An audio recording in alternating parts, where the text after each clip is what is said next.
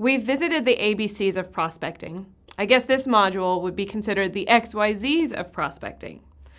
There are 5 steps to preparing the prospect. Regardless of how you prospect, you should follow these steps to improve your chances of success. Oh, and one more thing before I share these. Remember, when you're prospecting, your goal is only to set appointments. Yes, there are exceptions to the rule, but generally speaking, in business-to-business sales, the sales cycle is usually longer and takes more than one prospecting or sales call to make the sale. Depending on your product in business to consumer sales, you may have one-call sales, but it's still better to make appointments, even in B2C industries.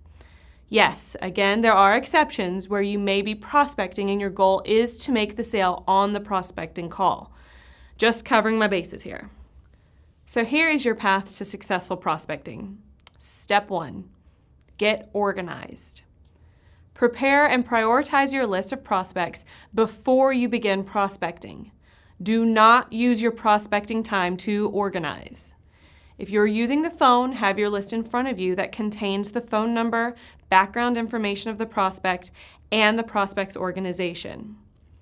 Your prospecting time should be used to contact and have conversations with qualified leads and not shuffling papers or looking through your CRM system.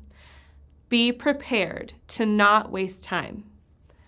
If you're out in the field prospecting, have your list with you in the same background information as when you're using the phone to prospect. Of course, the list may be on your phone or other mobile device. Plan a route, whether you are in your car or on foot, so that you are not wasting your time traveling too far in between leads. Pick out a geographic area that allows you to see the largest number of prospects in the least amount of time. Step 2, make an appointment with yourself. Whatever app, CRM, or scheduling calendar you have, officially schedule the time in your calendar for the prospecting session. These scheduled meetings with yourself are sacred and take priority over any other activity or meeting. If someone requests a meeting that conflicts with your appointment with yourself, you can simply let them know that you have an appointment or need to find another time to meet. Generally, salespeople should invest 30 to 40% of their time prospecting, according to one study. However, newer salespeople should invest around 60% of their time to prospecting. Veteran salespeople with a full sales funnel still need to continue filling their funnel and often invest around 20% of their time prospecting, or at least one day a week. What time of day and days of the week should you schedule your prospecting appointments? Some studies suggest Wednesdays and Thursdays between 8 a.m. and 9 a.m., and then between 4 p.m. and 5 p.m. Late afternoons are 164% more successful than early afternoons right after lunch, between 1 and 2 p.m., for obvious reasons. Here is what we suggest. Prospects for different products and services are, well, different.